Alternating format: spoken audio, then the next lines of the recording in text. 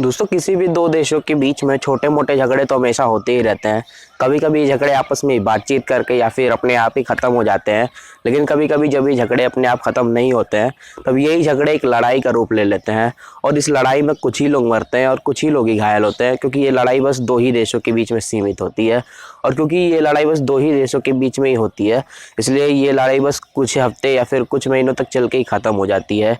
लेकिन कभी कभी यही लड़ाई इतनी ज़्यादा बड़ी हो जाती है, इतनी ज़्यादा लंबे समय तक चलती है और इतने ज़्यादा देशों, इतने ज़्यादा कॉन्टिनेंट्स के बीच में लड़ी जाती है कि इस लड़ाई की वजह से, इस जंग की वजह से कुछ नहीं बल्कि लाखों करोड़ों लोग मारे जाते हैं, लाखों करोड़ों लोग घायल भी हो जाते हैं, लाखों की तादाद में सैनिक भी मारे जाते हैं और लाखों की तादाद में सैनिक घायल भी हो जाते हैं, और साथ ही लाखों लोग बेघर भी हो जाते हैं।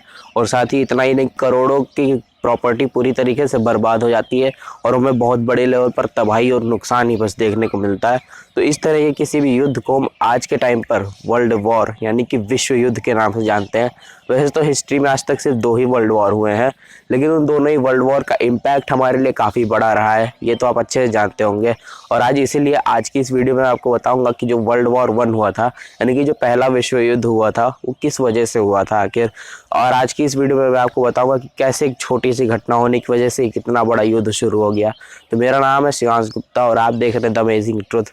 तो बने इस वीडियो के एंड तक और इस वीडियो को स्किप बिल्कुल भी मत कीजिएगा। तो चलिए आज की इस इंपॉर्टेंट वीडियो को शुरू करते हैं।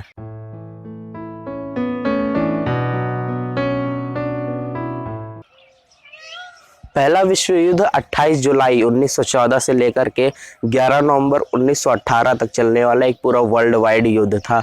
इस युद्ध को ग्लोबल वॉर और ग्रेट वॉर भी कहा जाता है, क्योंकि इसमें बहुत ज़्यादा तबाही हुई थी, ये तो आप अच्छे से जानते हैं।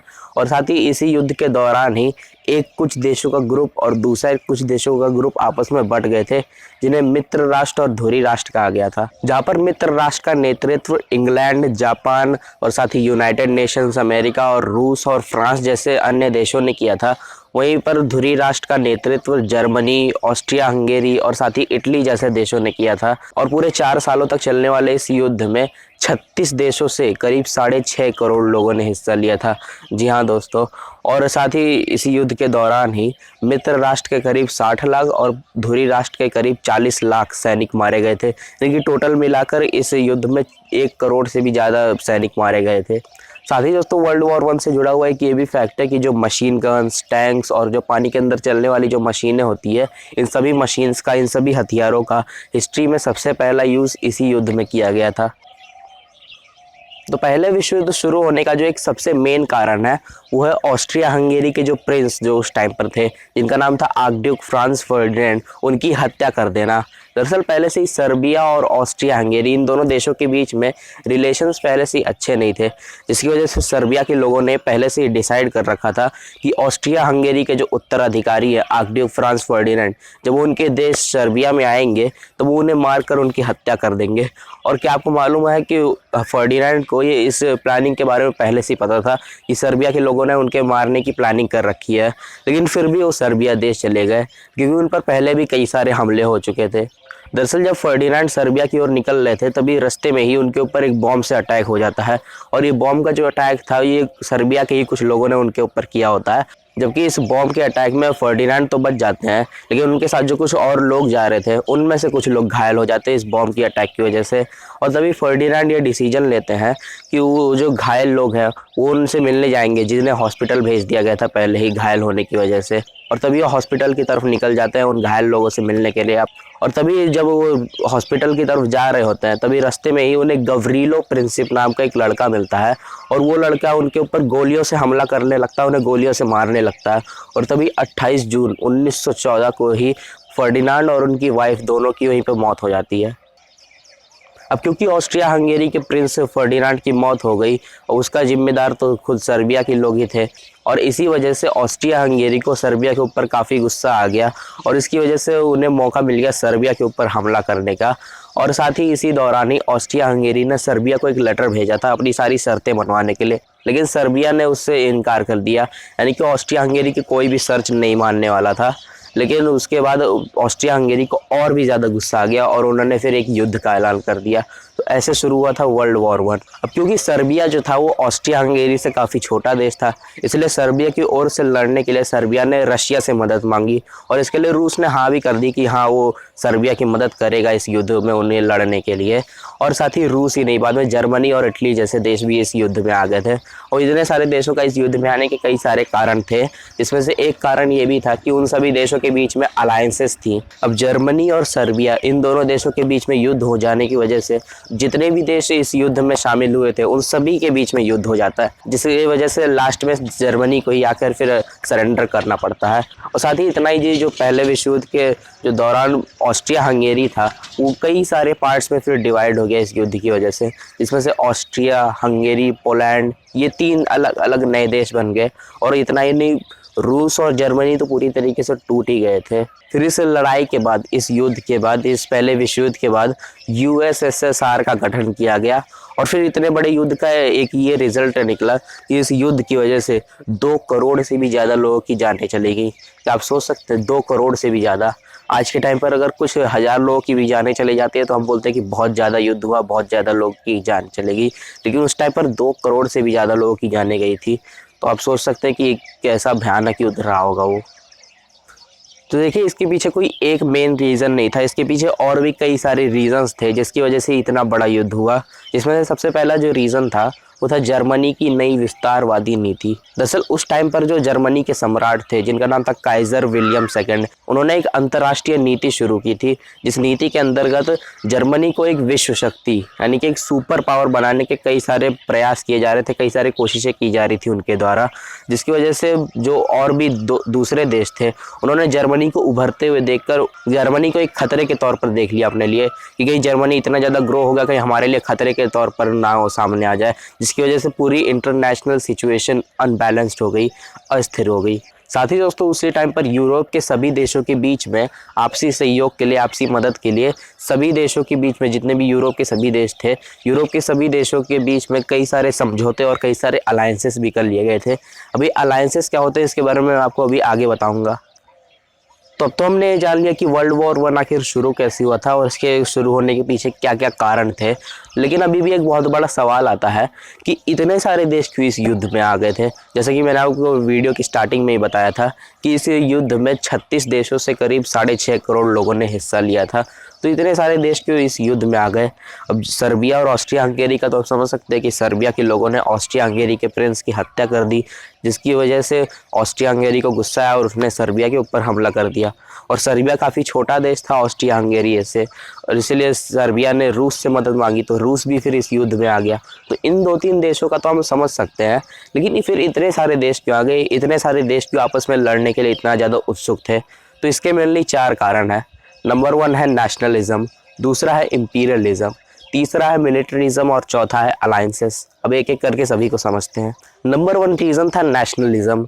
अब यहाँ पे नेशनलिज्म का मतलब ये है कि बिना किसी लॉजिकल रीज़न का नेशनलिज्म, बिना किसी लिबरेशन का नेशनलिज्म, एक ऐसा नेशनलिज्म जो कि एक रेस पर आधारित हो कि मेरी जो कंट्री है, मेरा जो देश है वो दुनिया का सबसे अच्छा, दुनिया की सबसे बेस्ट कंट्री है मेरी कंट्री, और मेरी कंट्री का जैसा और कोई भी कंट्री नहीं है। यानी कि दूसरे कंट्रीज़ को एक निचली नज़र से देखना, ये है नेशनलिज्म।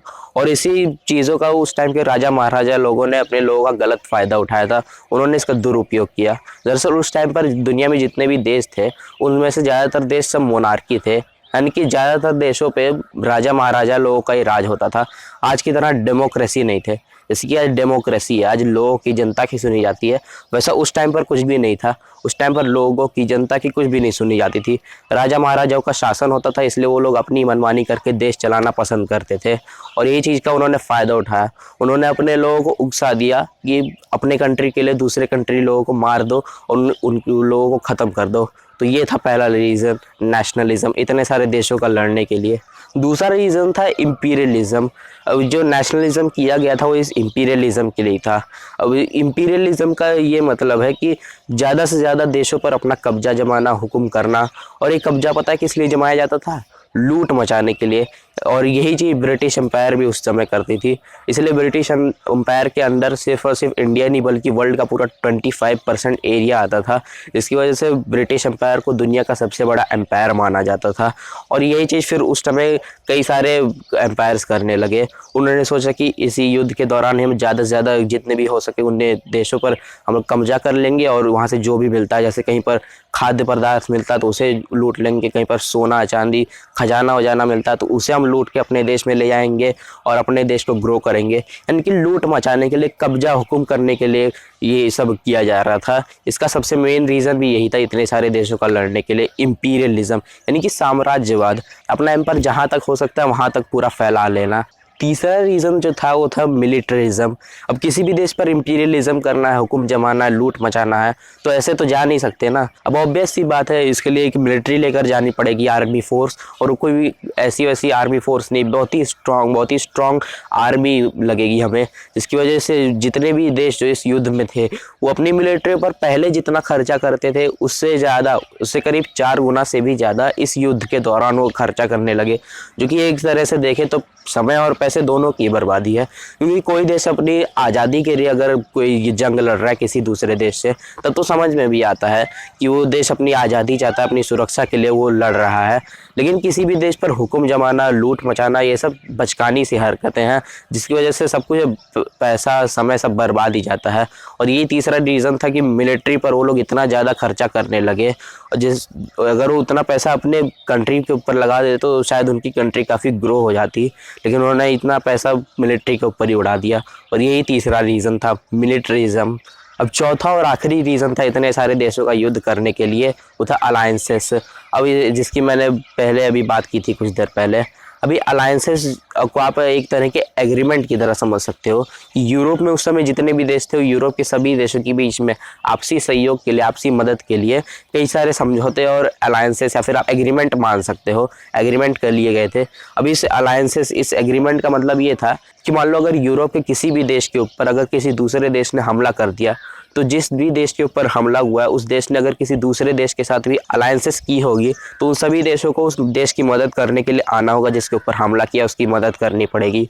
तो ये था इन अलायंसेस का मतलब, और यही उस समय हुआ भी। अगर कोई देश दूसरे देश के ऊपर हमला कर देता तो उस देश ने जिसके भी साथ अलायंसेस की होती, जिसके साथ एग्रीमेंट साइन किया होता, वो सब आ जाते थे उसकी मदद करने। ऐसे करते करते इतने सारे देश, इतने सारे कॉन्टिनेंट्स के ऊपर ये लड़ाई फिर चलने लगी। और यही मेन 4 रीजंस थे इतने सारे देशों के इस युद्ध में आने का। साथ दोस्तों, वर्ल्ड वॉर 1 होने का एक ये भी कारण था कि उस समय कोई भी इफ़ेक्टिव इंटरनेशनल ऑर्गेनाइजेशन नहीं थी, यानी कि कोई अंतर्राष्ट्रीय संस्था नहीं थी जो इन सब पर कंट्रोल रख सके, जैसे कि आज है। आज यूएनओ है, यानी कि यूनाइटेड नेशन ऑर्गेनाइजेशन, जो कि हर इंटरनेशनल सिचुएशन पर अपना कंट्रोल रखती है, उस पर नज़र रखे रहती है ताकि कोई भी बहुत ज़्यादा तबाही ना मचे। और लेकिन उस समय पर ऐसा कुछ भी नहीं था। जैसे कि मैंने आपको बताया, राजा महाराजाओं का शासन होता था तो लोग अपनी मनमानी किया करते थे। और क्या आपको मालूम है कि उस टाइम पर अपने देश के लिए युद्ध पर जाना एक अच्छी चीज़ मानी जाती थी। पता नहीं क्यों पर मानी जाती थी, और ऐसी कोई संस्था नहीं थी जो ये सब चीज़ों पर कंट्रोल रख सके, इसलिए ये युद्ध हुआ। अगर उस टाइम पर ऐसी कोई संस्था होती भी तो बहुत कम चांसेस थे वर्ल्ड वॉर होने के। अब इतना बड़ा युद्ध हुआ, इतने सारे लोग मारे गए, इतनी ज़्यादा तबाही मच गई, तो अब इसका रिजल्ट क्या निकला, आइए वो भी देख लेते हैं। तो इस चीज़ के मेनली 3 रिजल्ट निकले। पहला था राजनीतिक परिणाम, यानी कि पॉलिटिकल रिजल्ट। तो नेशनल और इंटरनेशनल दोनों ही पॉलिटिक्स पर इस वर्ल्ड वॉर 1 का काफ़ी ज़्यादा प्रभाव पड़ा, काफ़ी बड़ा इम्पैक्ट पड़ा। इस पॉलिटिकल रिजल्ट्स ने पूरी दुनिया की व्यवस्था को ही बदल के रख दिया, और इन परिणामों में राजतंत्रवादी सरकारों की हार और जनतंत्रवादी सोच का विकास, और साथ ही अमेरिका और जापान की तरक्की, उनका डेवलपमेंट, ये सब शामिल है।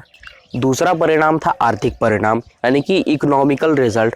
अब पैसों पर इसका क्या इम्पैक्ट पड़ा होगा उसका तो आप कई सारे लोग अंदाज़ा लगा चुके होंगे। इतने सारे पैसे खर्चे किए थे इसके ऊपर, इतने मिलिट्री के ऊपर इतने पैसे खर्चे किए गए थे कि अगर डायरेक्ट तौर पर अगर हम इसका अनुमान लगाएं तो करीब 10 खरब रुपए, या 10 खरब, अरब भी नहीं, सीधे 10 खरब।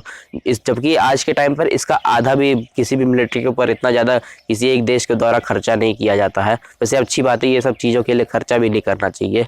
और इतना ज़्यादा खर्चा किया गया।